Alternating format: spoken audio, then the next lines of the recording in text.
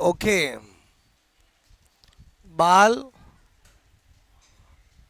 मनोविज्ञान। अब child psychology के अंदर हमने सब चीज जानी। आज क्या सिखा रहा हूं, ध्यान से। सबसे पहले एक बहुत इंपॉर्टेंट चीज, किशोरावस्था। किशोरावस्था में आहार संबंधी विकार, मतलब disorder related to food in adolescence. क्या बोल रहा हूं मैं, बोलो। Disorder related to food in adolescence, किशोर अवस्था में आहार संबंधी विकार। तीन होते हैं, अच्छे से समझना। एक होता है एनोरेक्सिया नर्वोसा, एग्जामों में पूछा गया है। Anorexia nervosa. दूसरा होता है बुलिमिया नर्वोसा। बुलिमिया नर्वोसा, ठीक है। बुलिमिया नर्वोसा, ठीक है। और तीसरा होता है being eating disorder. Eating disorder मतलब ज्यादा खाने की आदत, ठीक है। ओके, अब इधर ध्यान से तीनों में अंतर समझना, नोट बाद में करना। मैंने ये जो आहार संबंधी विकार बता रहा हूं, तीनों किससे रिलेटेड, आहार संबंधी। अब इनको हमेशा ध्यान रखो, उसके लिए मैं इनके ब्रैकेट में एक एक वर्ड लिख रहा हूं जिससे हमें बहुत हेल्प मिलेगी। मतलब जो एनोरेक्सिया नर्वोसा वाला होगा वो अंडरवेट होगा। क्या होगा बोलो, अंडरवेट। क्या लिखा मैंने, बोलो अंडरवेट। क्लियर, मतलब कम वजन वाला। जो बुलिमिया नर्वोसा है वो नॉर्मल वेट वाला होगा। नॉर्मल वेट कैसे, मैं अभी आपको समझाऊंगा। पहले बताओ वर्ड समझोगे, सामान्य वाला। और इधर वाला क्या होगा, बोलो ओवरवेट। ऐसे लिखो, समझ जाओगे, बोलो।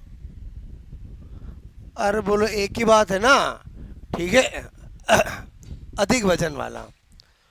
अब एनोरेक्सिया नर्वोसा क्या होता है, भले बताओ। ये जो भी डिसऑर्डर बता रहा हूँ वो किस एज में बता रहा हूँ मैं, बोलो एडोलसेंस। एडोलसेंस मतलब समझ के बोलो, 14, 15, 16, 17 वाली नाजुक अवस्था। क्लियर, उसमें इस एनोरेक्सिया नर्वोसा को क्या बोलते हैं, वे डिसऑर्डर, वे रोग जिसमें कोई भी लड़का या लड़की बोलो इसलिए कम खाना खाता कहीं मैं मोटा नहीं हो जाऊं, कहीं मैं मोटा नहीं हो जाऊं। बोलो बात समझ में। ज़्यादातर ये किस में देखने को मिलता है, लड़कियों में।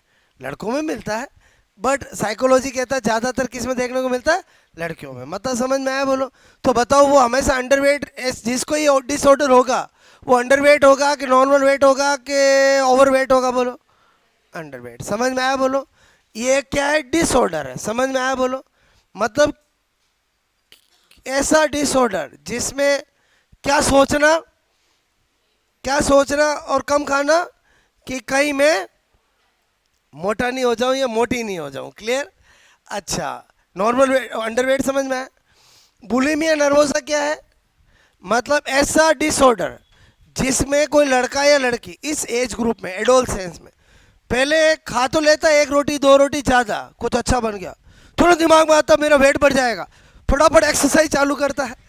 और समझ में, फटाफट दौड़ेगा या कुछ ज़्यादा वापस वोमिटिंग करने की कोशिश करेगा या फटाफट मार्केट जाएगा, लूज मोशन की दवाई लाएगा। और समझे, दैट इज कॉल्ड डिसऑर्डर।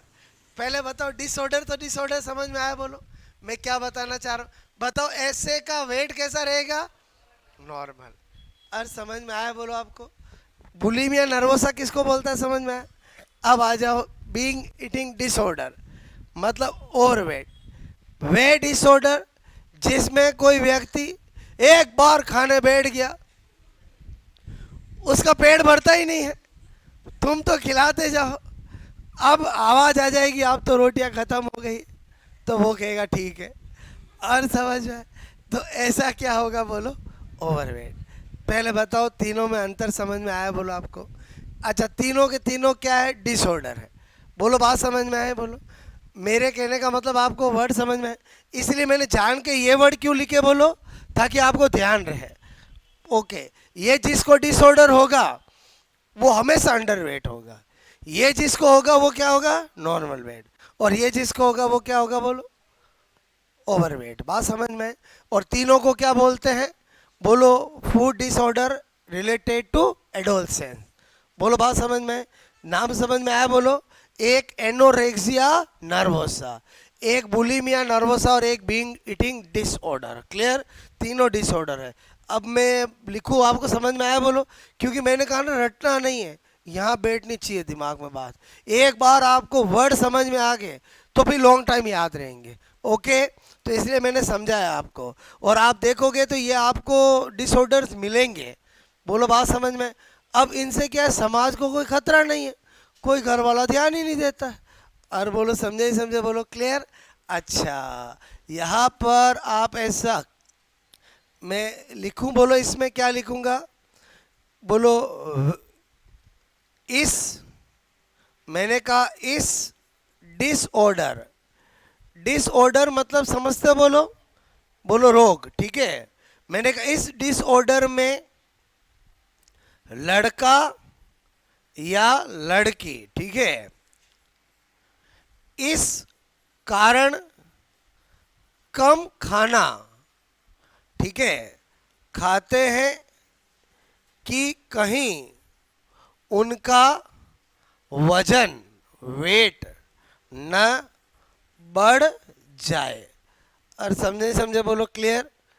और आजकल के ज़्यादा बच्चों को ये वाला ज़्यादा होता है। और समझे समझे बोलो, क्लियर? ज़बरदस्ती मम्मियों को एक और एक्स्ट्रा रोटी खिलानी पड़ती है।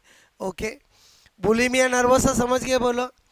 मैंने कहा इस डिसऑर्डर, ठीक है, में पहले वह थोड़ा ज़्यादा खाना, बोलो मम्मी ने आज कुछ अच्छा फेवरेट बना दिया है, कुछ भी हो सकता है, पहले थोड़ा ज़्यादा खाना खा लेता है, ठीक है, परंतु तुरंत, ऐसा नहीं 10-15 दिन बाद, तुरंत, ठीक है, वह व्यायाम, व्यायाम समझ गए, एक्सरसाइज, ठीक है, मैंने कहा दौड़ना, पैदल चलना, ठीक है, बोलो मैंने कहा चलना, वॉमिटिंग मतलब उल्टी करना, क्लियर, कोमा, लूज मोशन की मेडिसिन, मेडिसिन लेना, एटसेट्रा करता है ताकि उसका वजन बराबर रहे। और इस, ये भी डिसऑर्डर है, ये भी क्या है बोलो, डिसऑर्डर है, जिसको क्या नाम दिया गया, bulimia nervosa. Being eating disorder में क्या बोल रहा हूँ, इस डिसऑर्डर में व्यक्ति तब तक खाता रहता है जब तक उसे कोई रोक ना दे, रोक ना दे। और समझ के बोलो, रोक ना दे मतलब समझ में आए, हाथ जोड़ दे, और बोलो खाने के बर्तन दिखा दे, कुछ भी एक्स वाई जेड हो सकता है। क्लियर? तो आई थिंक ये तीनों समझ में आए, नोट करोगे। इसमें ये दोनों एग्जाम में पूछे जाते हैं, बोलो बुलिमिया नर्वोसा और एनोरेक्सिया नर्वोसा। क्लियर?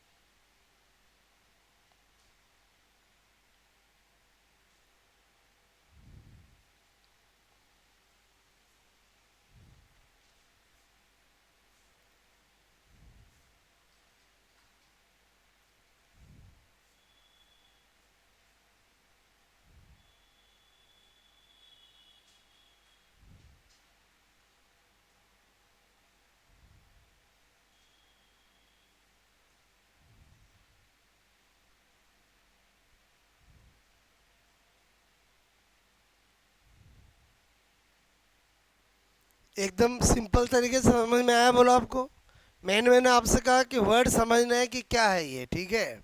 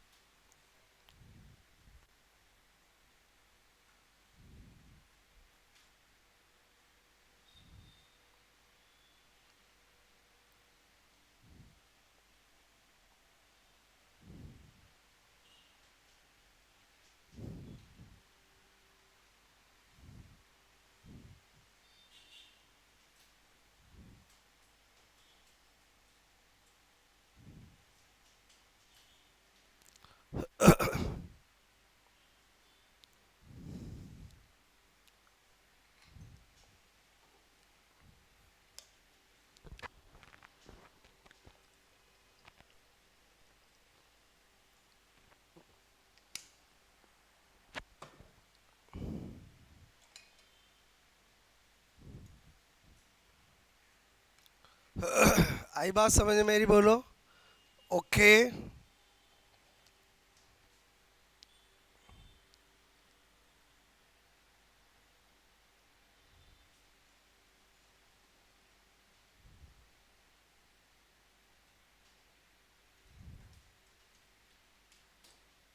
अच्छा, ये सब चीजें कोई एक बार करे तो डिसऑर्डर नहीं माना जाएगा। डिसऑर्डर कब माना जाता है?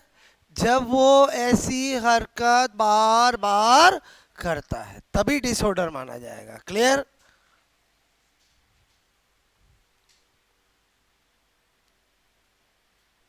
आया समझ में? बोलो ठीक है।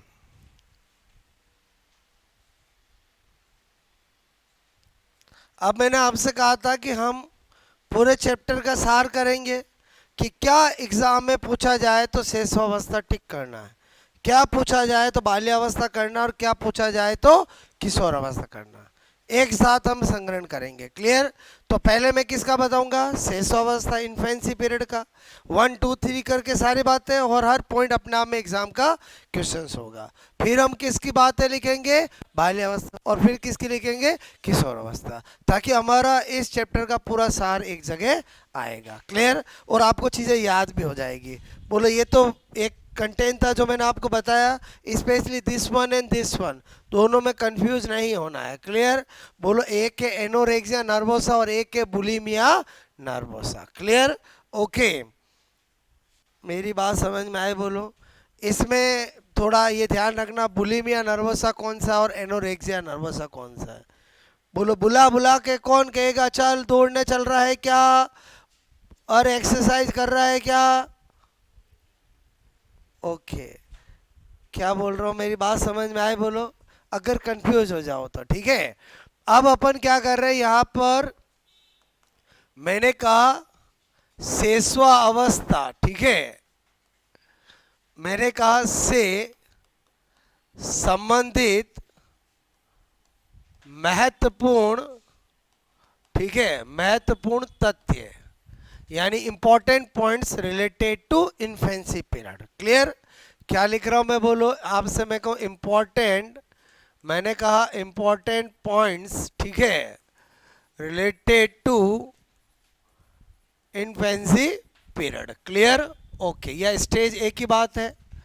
मतलब हमारे माइंड में जो भी हम बातें लिख रहे हैं वो उसका एज ग्रुप कितना है? बोलो, एज ग्रुप कितना है वो दिमाग में रखना, 0 से 5 ईयर। और वो भी कौन सा? जब मनोविज्ञान लिखा गया था। क्लियर?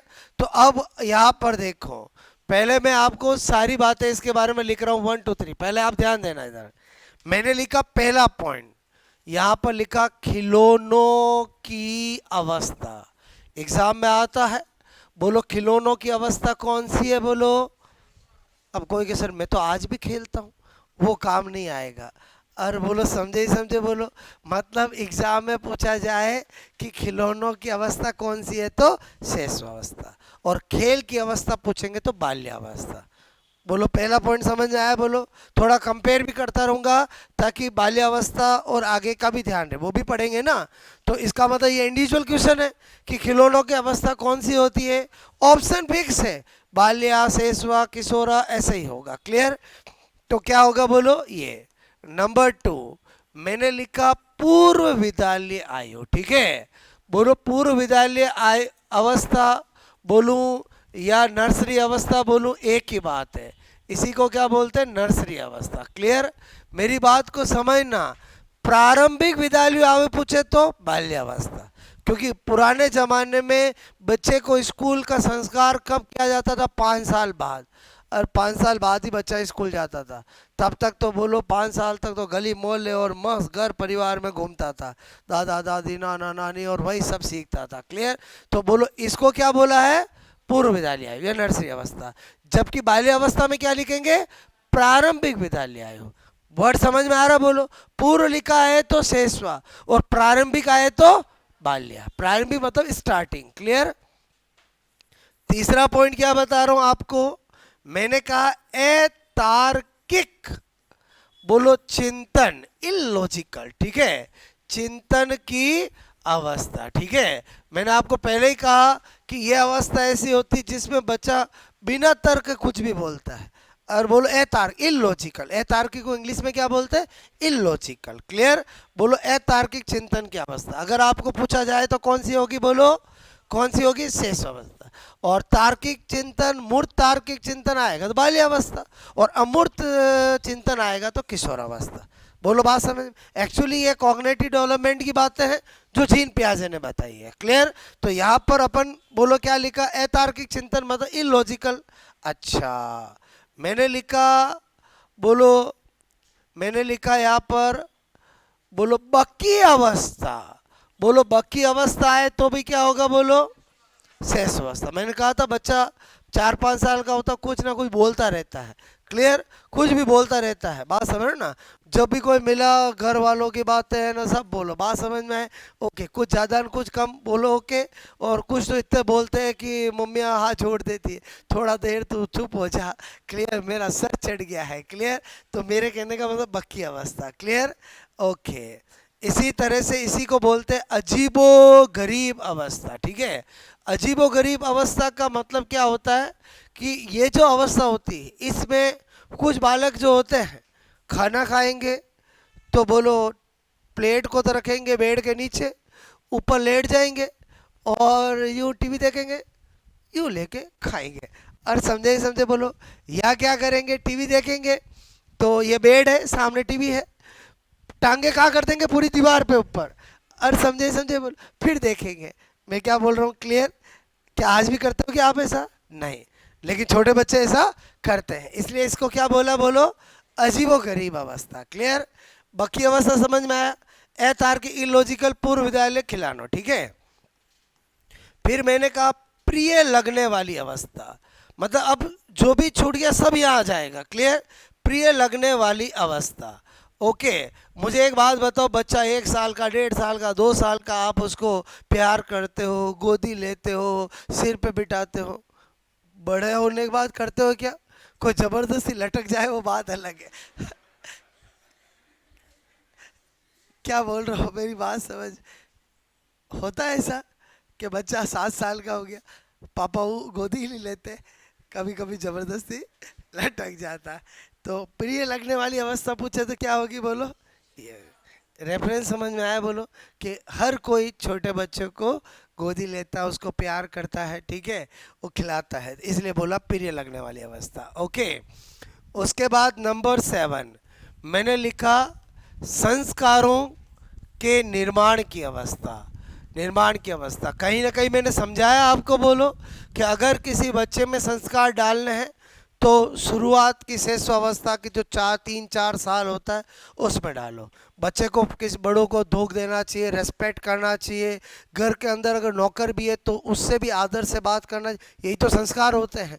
तो अगर ये सिखाया जाएगा तो बच्चा सीख जाएगा। क्लियर? और अगर नहीं ध्यान देंगे तो बच्चा नहीं सीखेगा। तो संस्कारों के निर्माण की अवस्था क्या होगी बोलो? ये होगी। क्लियर? अच्छा, उसके बाद क्या बता रहा हूं यहां पर, शेषावस्था के अंदर मैंने कहा स्वार्थी एंड स्व केंद्रित अवस्था। ठीक है, स्व केंद्रित अवस्था। जब बच्चा जब बच्चा छोटा होता है तो अगर कोई घर पे टॉय लाए, उसको बोला एक बार ये तेरा है मोहन, अब तो मोहन किसी से शेयर नहीं करेगा, ये तो मतलब मेरा है। और ऐसा होता है कि नहीं होता बोलो? बच्चा स्वार्थी और स्व केंद्रित मतलब समझ में आया बोलो?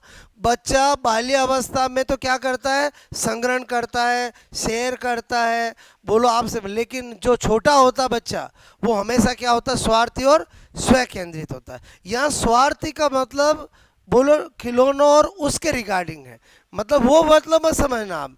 और स्वार्थी का मतलब वो मतलब नहीं। स्वार्थी और स्व केंद्री का मतलब समझ में आया कि बच्चा जब छोटा होता है तो वो खुद पे ही मतलब ये चीज़ मेरी है, मतलब मेरी है, मैं किसी से नहीं दूंगा। और बोलो ये रेफरेंस है। बोलो क्लियर?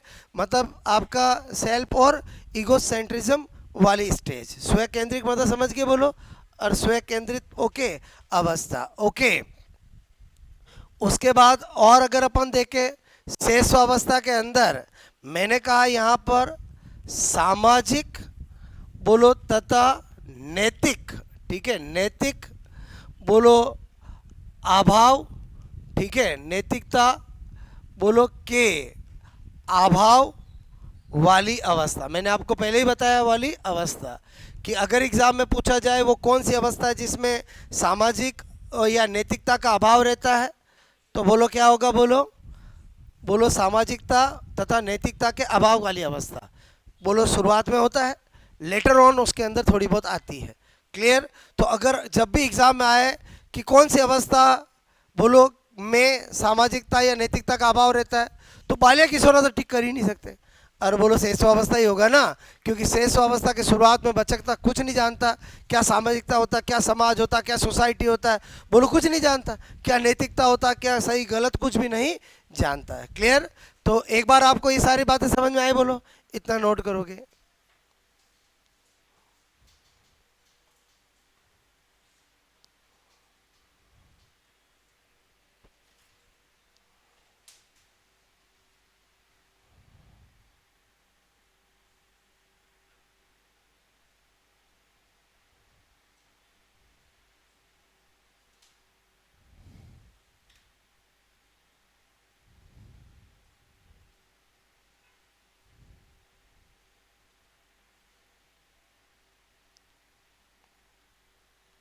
एज इट इज ऐसा ही पॉइंट लिखा हुआ आता है, 4 ऑप्शन होते हैं और ऑप्शन फिक्स है, शैशव, बाल्य और किशोरा।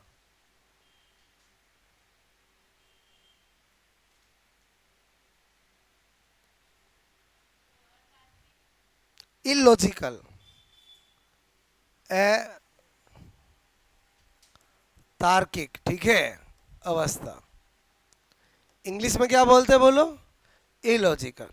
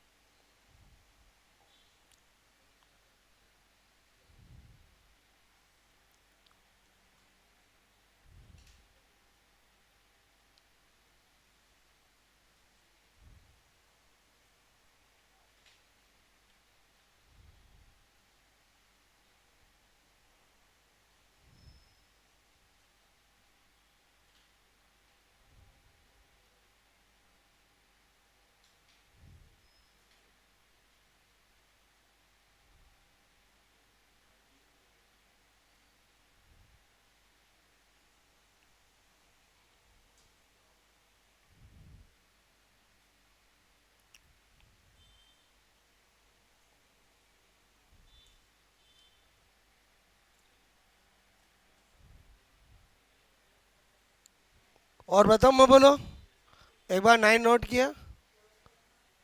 बकी अवस्था मतलब दोहराने की प्रवृत्ति वाली अवस्था। छोटे बच्चे ज़्यादा बोलते नहीं, बोलते ज़्यादा बक रहा है, और बक रहा है मतलब समझ में आए, बकी अवस्था। क्लियर? दोहराने की प्रवृत्ति वाली अवस्था।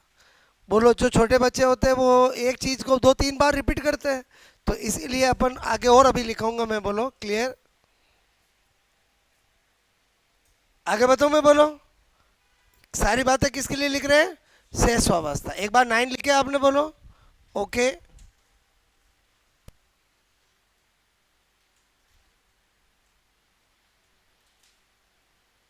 स्वयं केंद्रित का मतलब ईगोसेंट्रिज्म।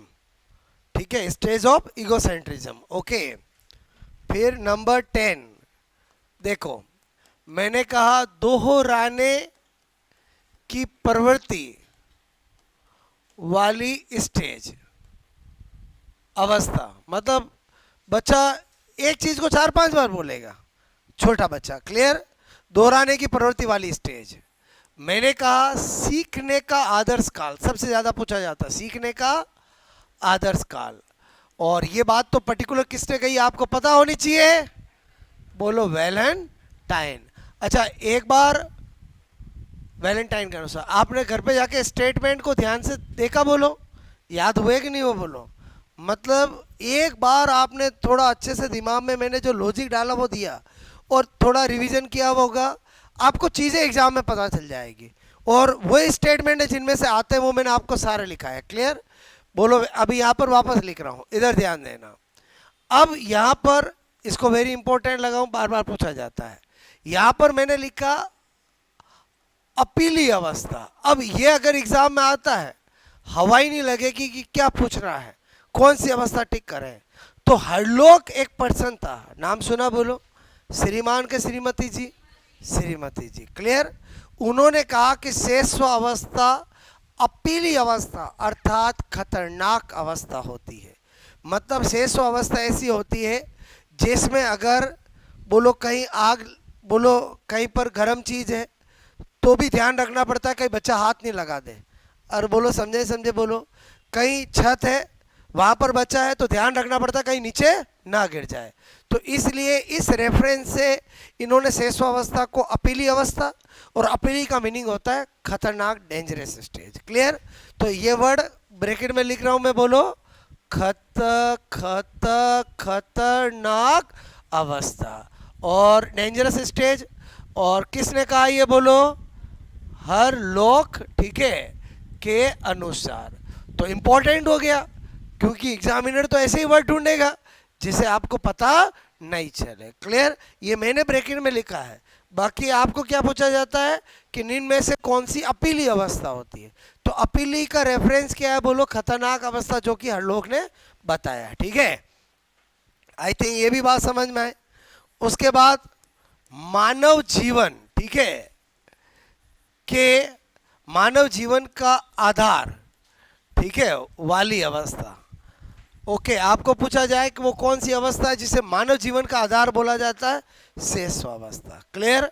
ओके, एक बालक का जो मस्तिष्क का जो विकास है वो शेष अवस्था में बहुत ज़्यादा होता है, इसलिए आप जैसी नींव डालोगे वैसी नींव बच्चे पर पड़ जाएगी। क्लियर? तो मानव जीवन का आधार वाली अवस्था भी कौन सी होती है? शेष अवस्था। तो ये सारी बातें किसके लिए बताई मैंने? बोलो, शेष अवस्था। क्लियर? नोट करोगे?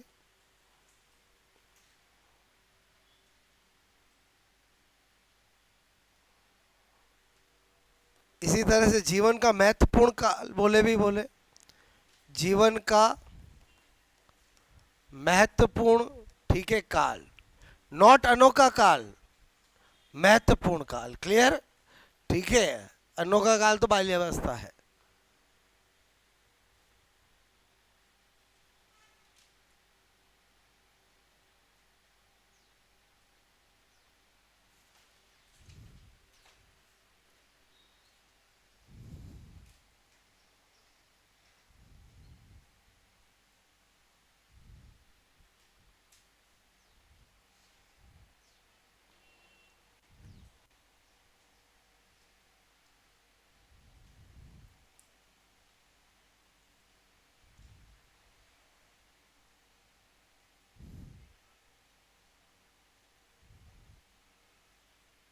ओके, पहले बताओ ये सारा कलेक्शन किसका कराया मैंने, बोलो शैशवावस्था का। अब किसका कलेक्शन करेंगे, बोलो बाल्यावस्था। ठीक है, हटा दूं मैं, बोलो एक साथ लिखा रहा हूँ ताकि रिवीजन इजी रहे। ये तो सब समझ में आया, बोलो ठीक है। ये थोड़ा ध्यान रखना है क्योंकि पता नहीं चलता है। ठीक है, किया। अब बाल्यावस्था, बोलो क्या लिख रहा हूं मैं, बोलो बाल्यावस्था से संबंधित संबंधित बोलो महत्वपूर्ण तथ्य। ठीक है, some important points related to childhood stage. ठीक है, मैंने कहा सम इंपॉर्टेंट, ठीक है, important points related to childhood stage. ठीक है, ध्यान दो, बहुत सारी बातें हैं जो मैं आपको वन बाय वन करके बता रहा हूँ, पहले ध्यान देना। सबसे पहले क्या लिखेंगे, बोलो यहाँ पर मैंने अभी आपको पहला क्या बताया था, बोलो खिलौनों की अवस्था। तो हमारा पहला पॉइंट क्या होगा इधर, बोलो खेल की अवस्था। ठीक है, खेल की अवस्था। ओके, नंबर 2, खेलेगा तो टोली बनाएगा, टोली निर्माण की अवस्था। और बोलो समझे समझे, बोलो दूसरा पॉइंट क्या लिख रहा हूँ, टोली। और टोली को क्या कहते हैं, गैंग। बताया था मैंने आपको, ठीक है, की अवस्था। एग्जाम में पूछा गया गैंग स्टेज किसको बोलते हैं, तो मीनिंग गलत समझ जाते हैं। बोलो यहाँ गैंग का मतलब क्या है, टोली। और टोली का उद्देश्य क्या है, एंटरटेनमेंट एंटरटेनमेंट एंटरटेनमेंट। क्लियर, इधर ध्यान देना, पहले एक एक चीज को समझो। यहाँ पर क्या लिखूंगा, प्रारंभिक, प्रारंभिक बोलो विद्यालय अवस्था। और उसको क्या बोला था, बोलो पूर्व विद्यालय अवस्था। थोड़ा ध्यान दोगे तो अपने आप चीज़ें ध्यान रहेगी। क्लियर, नोट मत करो, इधर ध्यान दो, नोट करने में 2 मिनट लगेगा। मैं जो बता रहा हूँ उस चीज़ को समझो, क्योंकि वर्डों का फर्क है ना। बोलो अपने को तो उसको देख के टिक करना है, तो रटना नहीं है। ठीक है, फिर मैंने कहा आपको पता है बच्चा जब 6 से 12 साल की उम्र में होता है तो खेल की अवस्था होती है। और खेलता कौन सा, दौड़ने भागने वाला। और वंस अपॉन ए टाइम जब साइकोलॉजी लिखी गई थी तब आपने देखा होगा बच्चे पकड़म पकड़ाई न बोलो भागा भागी वाला ज़्यादा काम खेलते थे, और मम्मियाँ पीछे दौड़ती रहती थी, थोड़ी देर में थक के बैठ जाती थी, और बच्चा तो फिर भी भागता रहता था। इसलिए इसको क्या बोला, स्फूर्ति अवस्था। बोलो स्फूर्ति अवस्था मतलब समझ में आया, बोलो आपको किसको बोला जाता है स्फूर्ति अवस्था, बोलो बाल्यावस्था। स्फूर्ति क्यों बोला समझ में आया, क्योंकि इसमें बच्चा क्या कैसा गेम खेलता है, बोलो जो भाग दौड़ने वाला। क्लियर, अब वेरी इंपॉर्टेंट, जो अगर रेफरेंस नहीं पता हो तो गलत हो जाता है, वो है गंदी अवस्था। ठीक है, अब क्या होता है एग्जाम आता है, गंदी अवस्था का संबंध किससे है, बाल विकास में। तो ज़्यादातर जिनको नहीं पता वो शैशव अवस्था कराते हैं। अच्छा, बच्चा छोटा होता है, पोटी पोटी कर देता है, पूरा कपड़े खुद गंदा हो जाता है, सारी सब गंदा कर देता है। ये रेफरेंस नहीं है। यह गंदी अवस्था का मतलब क्या कहा है साइकोलॉजी में, कि बच्चा जब बाल्यावस्था में होता है तो वो मिट्टी के गेम ज़्यादा खेलता है, मिट्टी में गेम ज़्यादा खेलता है, और जब वो घर पे आता है तो ऊपर से नीचे तक सारे कपड़े बोलो गंदे करके लाता है। इसलिए बाल्यावस्था को गंदी अवस्था कहा गया है। बोलो मेरी बात समझ में। तो यहाँ बाल्यावस्था को गंदी अवस्था का संबंध किससे, बोलो बाल्यावस्था से। क्लियर, तो मैं यहाँ पर ब्रैकेट में लिख दूँ ताकि ध्यान रहे, कपड़े बोलो खेल कर गंदे, बोलो आपसे मैं कह रहा हूँ खेल कर खराब करने की अवस्था। और बोलो रेफरेंस ध्यान रहेगा। क्लियर, आप सोचो जब बच्चे गांव में ज़्यादातर मिट्टी से खेलते थे, और जो किसी का आसपास घर बनता 4-6 महीना मज़ा आ जाता, स्कूल से आए नहीं कोई ताजमहल बनाता, और कोई क्या करता ट्रैक्टर और ट्रक बनाता, और उसका दुश्मन दोस्त आता और उसके घर पे कूदता, और फिर दोनों डुसुम डुसुम उसी मिट्टी में खेलते। बोलो बस वो उसको भटकता, और बाद में घर जाता तो क्या होता ऊपर से नीचे तक बोलो मिट्टी से। इसलिए इसको गंदी अवस्था कहा है। बोलो बात समझ में आए, ओके। उसके बाद नंबर 6 क्या बता रहा हूँ, बोलो मैंने कहा बोलो जीवन की निर्माणकारी अवस्था। अब ये तो रेफरेंस पता होना चाहिए, निर्माणकारी अवस्था। किसने कहा बोलो? फ्राइड ने। बोलो, मैंने कहा फ्राइड के अनुसार। जो स्टेटमेंट है वो इसलिए लिखा है आपको, ये चीजें तो मतलब आपको एग्जैक्ट पता होगा तो ही कर पाओगे कि फ्राइड ने क्या कहा। बाल्य अवस्था जीवन के निर्माणकारी अवस्था होती है। तो एग्जाम आया, जीवन का निर्माणकारी कौन सी होगी? बाल्य अवस्था। क्लियर? फिर अपन सोचे लाख कि निर्माण किशोरा में नहीं होता है कैसे? वो नहीं होगा। रेफरेंस के साथ ये क्वेश्चन राइट होंगे। बोलो, जिसको रेफरेंस पता होगा वही राइट कर पाएगा। क्लियर? इसलिए ये तो इसमें ज़्यादा सोचना नहीं है। फ्राइड ने बोला है, मतलब स्टेटमेंट दिया है, बाल्य अवस्था जीवन का निर्माणकारी अवस्था होती, तो वो उसका आंसर पक्का बाल्य अवस्था ही होगा। बोलो, बात समझ में है? ओके। तो उसके बाद नंबर 7 क्या लिख रहा हूं मैं? बोलो, मैंने कहा जीवन, ठीक है, का अनोखा काल। ठीक है, अनोखा काल मैंने आपको पहले ही बताया था। किसने कहा ये? बोलो, काल, कॉल एंड ब्रूस, ठीक है, के अनुसार। क्या स्टेटमेंट था इनका? बोलो कि बाल्य अवस्था जीवन का अनोखा काल होता है। क्लियर? और रेफरेंस ये, इन्होंने ये अनोखा काल किस रेफरेंस में कहा है? संवेगात्मक विकास, ठीक है, विकास के रूप में। ठीक है, बोलो, ये जो इनका ये स्टेटमेंट देने का व्यू है वो किस डेवलपमेंट के अकॉर्डिंग है? बोलो, इमोशनल डेवलपमेंट के अकॉर्डिंग है। क्लियर? अच्छा, नंबर 8, भाई बहन, ठीक है, में झगड़ा करने वाली अवस्था। झगड़ा करने वाली अवस्था, ठीक है, साइकोलॉजी कहता है। अब कोई के सर हम तो आज भी लड़ते हैं, वो नहीं माना जाएगा। मतलब समझ में आया? मनोविज्ञान कहता है कि 6 से 12 साल की उम्र में भाई बहन आपस में ज़्यादा लड़ते हैं। बोलो, क्लियर? तो मेरे कहने मतलब भाई बहन में झगड़ा करने वाली अवस्था कौन सी होती है? तो आंसर क्या होगा? बोलो, बाल्यावस्था। क्लियर? बात समझ में आए? बोलो ओके। एक बार ये नोट करो, और अभी बहुत सारी बातें बताता हूँ, एक साथ कलेक्शन करा दूंगा, फिर तो काम होगा ना। बोलो, क्लियर?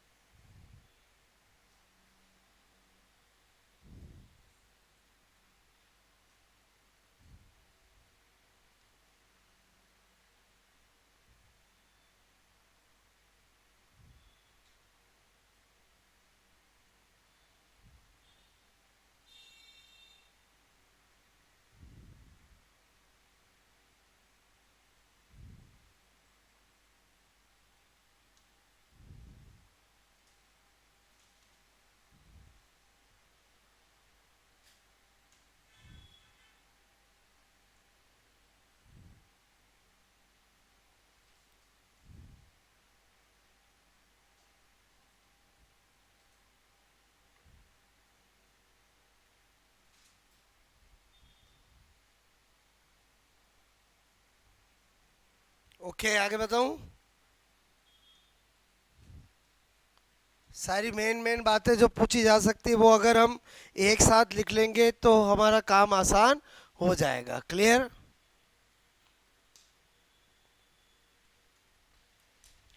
किया नोट? बोलो हुआ? अब आगे देखना नंबर 9। एक बार सारे और देखो। मैंने कहा बाल्यावस्था के बारे में बात कर रहे हैं।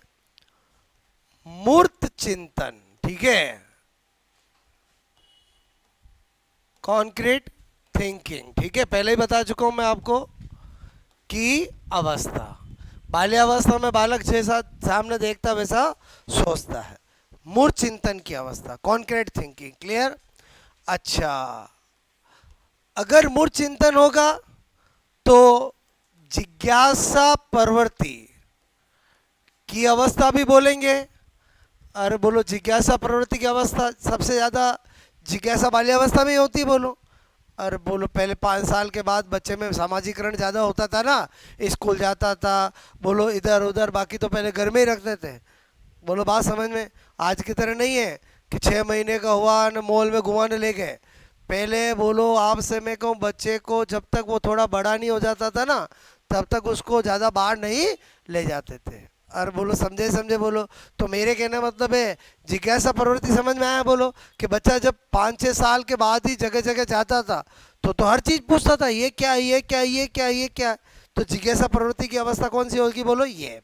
अच्छा, मैंने कहा रचनात्मक, ठीक है, कार्यों, ठीक है, की अवस्था। मतलब मैंने आपको पहले ही कहा, बाल्य अवस्था में बच्चा खेलता भी तो घर बनाता, ट्रैक्टर बनाता। बोलो बात समझ में आए? तो वो सब क्या होगा? बोलो रचनात्मक कार्य, मतलब समझ में आया? बोलो ओके। कार्यों की अवस्था। नंबर 12, निरुद्देश्य, ठीक है, घूमने, ठीक है, की प्रवृत्ति की अवस्था।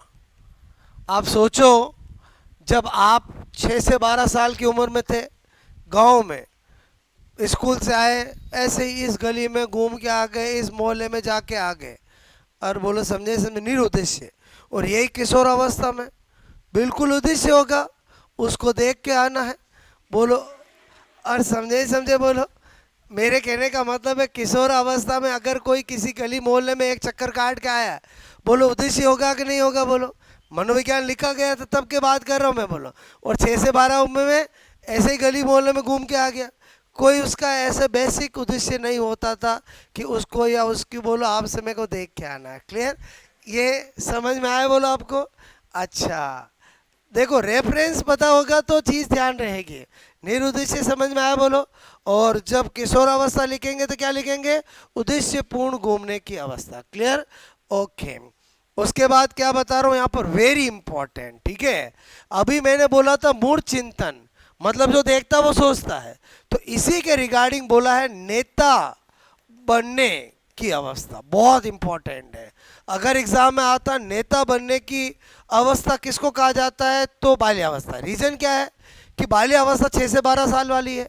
उसमें बच्चा क्या देखता है कि गांव में कहीं भी नेता आता है, सब मंच पर उसको माला पहनाते हैं, सब उसका रेस्पेक्ट करते हैं, तो वो सोचता मैं भी नेता बनूंगा, क्योंकि वो तो होता ही कॉन्क्रीट थिंकिंग में। और जैसा देखता वैसा ही सोचता है ना, जैसा देखता वैसा ही सोचता है। क्लियर? तो यार नेता बनने की अवस्था का रेफरेंस समझ में आया? बोलो कि कॉन्क्रीट थिंकिंग में ना, तो मूर्त चिंतन में जैसा बच्चा देखता वैसा सोचता है। तो वो जब नेताओं को देखता है तो देखता उनका सब सम्मान करते, माला पहनाते, तो वो सोचता मैं भी नेता बनूंगा। तो नेता बनने की अवस्था पूछा जाए तो कौन सा होगा? बोलो बाल्यावस्था। क्लियर? अगेन नोट करो ये।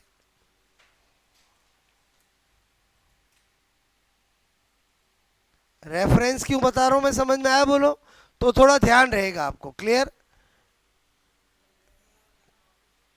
रचनात्मक कार्यों की अवस्था, मतलब रचनात्मक कार्यों का अवस्था क्या होता है? देखो, जब छोटा बच्चा होता है तो हर चीज को तोड़ता है, और जैसे ही थोड़ा बड़ा होगा तो फिर क्या करेगा? हर चीज को जोड़ेगा। क्लियर? खेलेगा भी तो कैसे? बोलो। और बोलो बच्चे, अब तो ज़माना बदल गया, मैं मनोविज्ञान लिखा गया तब की बात कर रहा हूँ।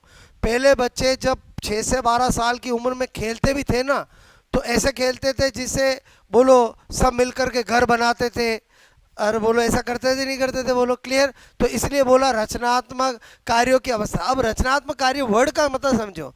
बोलो एरोप्लेन बनाते हैं और कागज से क्या बनाते हैं, और फिर शू ऐसे उड़ाते। बताओ रचनात्मक कार्य की अवस्था ही हुई ना। और समझे समझे बोलो क्लियर ऐसे।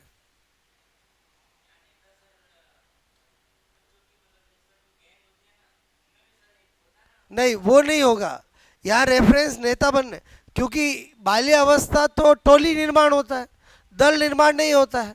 तो दल निर्माण तो किशोरावस्था में आएगा, वहाँ लीडरशिप होगी। यहाँ नेता बनने की अवस्था का मतलब फिर अगेन कह रहा हूँ कि इसको और इसको कनेक्ट करो। किसको और किसको कनेक्ट करो, 9 और 13 को। 9 का पॉइंट क्या बताया, कॉन्क्रेंट थिंकिंग, मतलब मूड चिंतन। बच्चा जैसा सामने चीज देखता है वैसा सोचता है। तो वो बाल्यावस्था में साइकोलॉजी क्या कह रहा है कि बोलो जब बच्चा ये देखता है कि गांव में नेता आता है तो बोलो सब उसका क्या करते हैं, रेस्पेक्ट करते हैं, उसको माला पहनाते हैं, उसको मंच पर ऊपर बिठाते हैं, क्लियर, और सब उसको सुनते हैं। तो वो क्या सोचता, मैं भी नेता बनूंगा, क्लियर। तो इसलिए नेता बनने की अवस्था इसको बोला है।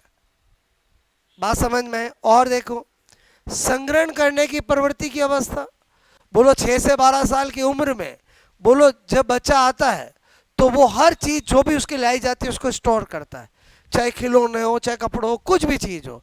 और जो छोटे होते हैं 2-3 कुछ भी महंगी से महंगी चीज ला दो उसको तोड़ेंगे। और संग्रहण कब करेंगे, जब बाल्यावस्था। तो यहाँ पर क्या लिखूंगा मैं, बोलो संग्रहण करने की प्रवृत्ति, ठीक है, टेंडेंसी की अवस्था। ओके, संग्रहण करने की प्रवृत्ति की अवस्था।